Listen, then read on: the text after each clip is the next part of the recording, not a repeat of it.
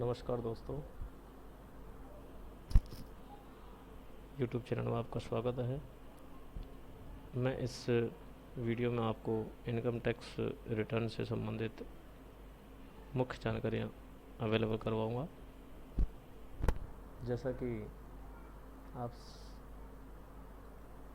को 16 number form आपके employer से आपको मिल चुका होगा, और यदि नहीं मिला है तो तुरंत आप उसको एम्प्लॉयर से अपना ले लें ताकि इनकम टैक्स आपका दाखिल कर सकें, क्योंकि इस बार इनकम टैक्स में बहुत सारे चेंजेस कुछ ऐसे किए हैं जो आपके लिए कंपलसरी है जानना उनके बारे में, क्योंकि यदि आपने उनके चीज़ों को छोड़ दिया है तो आपके डेफिनेटली आपको बहुत ज़्यादा नुकसान हो सकता है।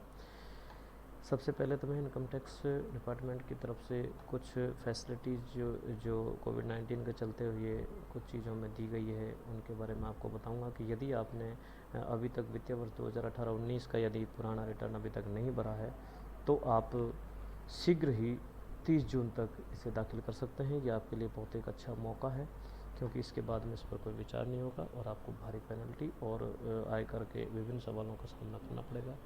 एक दूसरी महत्वपूर्ण जानकारी, यदि आपने अपना पैन कार्ड को आधार कार्ड से लिंक नहीं करवाया है तो आपके पास में 30 जून तक अंतिम मौका है। 30 जून 2020 तक आप अवश्य रूप से अपना पैन कार्ड आधार के साथ लिंक करवा लें। इसके संबंध में मैं आपको बताना चाहूँगा कि आप इनकम टैक्स की ई फाइल साइट पे जाएं। ई फाइल पे साइट पे जैसे ही जाएंगे आपके पास में ये जो लिंक आधार है, ये लिखा हुआ जो है लिंक आधार, इसके ऊपर जैसे आप क्लिक करेंगे, लिंक आधार के ऊपर जैसे ही आप क्लिक करते हैं तो आपको इस प्रकार से एक टेबल खुलेगी। उसके अंदर आपका पैन कार्ड भरना है, मैंडेटरी है। आधार नंबर है, ये मैंडेटरी है। नेम एज पर आधार कार्ड में आपका क्या नंबर है, ये मैंडेटरी है। इसको आप केयरफुली भरें, क्योंकि ये बहुत ही सेंसिटिव केस वाले हैं। और जैसे ही आप इसमें भरने के बाद में आई एग्री टू डिसएबल करेंगे और ये कैप्चा कोड डालेंगे, सबमिट करें, लिंक आधार करें, तो आपका स्टेटस या आपका पैन कार्ड लिंक हो जाएगा। यदि आपका ऑलरेडी हो चुका है फिर भी आप चेक करना चाहते हैं तो इसी साइट पर आप यहाँ क्लिक हियर पर क्लिक करेंगे। इस प्रकार से आपका पैन कार्ड और आधार नंबर इसके अंदर डालेंगे और जैसे ही आप इसका स्टेटस देखेंगे तो आपको यहाँ आपका, यदि आपका लिंक ऑलरेडी है तो कोई प्रॉब्लम नहीं है, यदि नहीं है तो आप इस प्लीज़ करके इसके अवश्य ध्यान दें इस प्रकार पर। नेक्स्ट इसमें बात यह है कि यदि आपने कोविड-19 के चलते हुए आप की सेविंग, आपकी 2019-20 की जो सेविंग है, जो 80C में आपकी LIC की रिटर्न है, आपके PPF में अकाउंट में पैसे जमा कराने हैं, यदि आपके सुकन्या समृद्धि योजना में है, ETC और बहुत सारी जो इसमें 80CC के अंदर जो आने वाली सारी सेविंग्स आप जो है तो उसमें आपने यदि मान लो अभी तक नहीं करवा सके हैं और इसी साल उसका बेनिफिट लेना चाहते हैं तो 30 जून तक आप उसको जमा करवा सकते हैं। लेकिन उसमें भी आपको इनकम टैक्स भरते समय इन चीज़ों का विशेष ध्यान रखना पड़ेगा कि आप कितना अमाउंट पिछले साल भरवाना चाहते हैं और नेक्स्ट अमाउंट आप कितना उसके साथ देना चाहते हैं।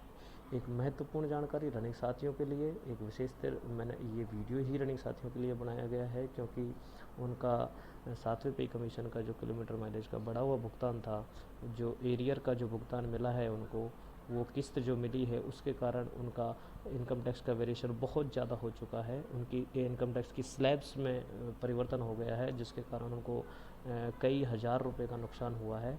तो मैं उन सभी साथियों से निवेदन करूँगा कि यदि वो इस संबंध में, मेरी मेल आईडी है DAYARAM074@gmail.com, या तो उस पर संपर्क करें या मेरे नंबर है 9729595401।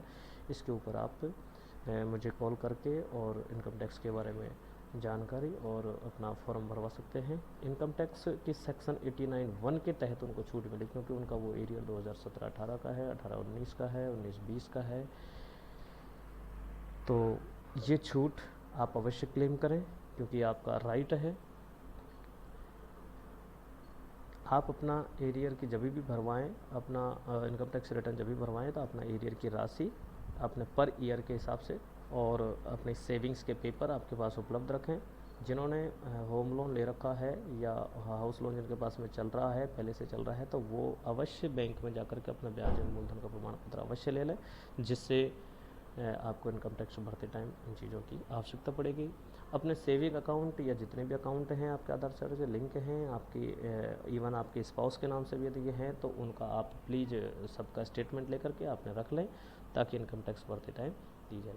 अब मैं आपको बताना चाहूँगा कि जैसे इनकम टैक्स की साइट पर आप जाओगे, इस पर लॉगिन करोगे और इनकम टैक्स फाइलिंग पे जाओगे, तो इसके अंदर इस प्रकार से जो आपकी अंडर सेक्शन 89(1) के तहत आपको यदि आपको लेनी है तब आप को मैं बताऊंगा। और जिस प्रकार से आपने जो सेविंग्स 80C में जो सेविंग्स करवाए हैं वो 30 जून तक करवाना चाहते हैं, उनका भी बाइफर्केशन किस प्रकार से इसके अंदर किया गया है मैं आपको बताऊं। तो जैसे ही आप इस पर क्लिक करते हैं ये खुलता है आपका सिस्टम, और इसमें देखिए इस प्रकार से जितने भी जो आपकी राशि हैं ये इस प्रकार से आपके बार जोड़ा हो गया है। Whether you have made any investment deposit payment between 1 अप्रैल 2020 से 30 जून 2020 तक के बीच में यदि आपने कोई क्लेम किया है तो आप प्लीज़ इसको आप चैप्टर बी में इसको क्लेम करना चाहते हैं। और यदि आपने 1/4/20 से 30/6 के बीच में आपने जो भी डिपॉजिट करवाया उसका आप नेक्स्ट ईयर में करवाना चाहते हैं तो इसको आप ना भरें। इसी के साथ जो मैंने रनिंग साथियों के लिए अंडर सेक्शन 89 के रिलीफ जो एरियर जिस प्रकार से मिलता है उसके बारे में दिया गया है, तो ये एक सेक्शन है उसका, ये रिलीफ अंडर 89 सेक्शन। तो इसके लिए आपको टैनी फॉर्म भरना पड़ेगा। उसके लिए आप मेरे मेल आईडी या आपके पास में ये नंबर हैं, इनसे संपर्क कर सकते हैं। आज के वीडियो में बस इतना ही। धन्यवाद।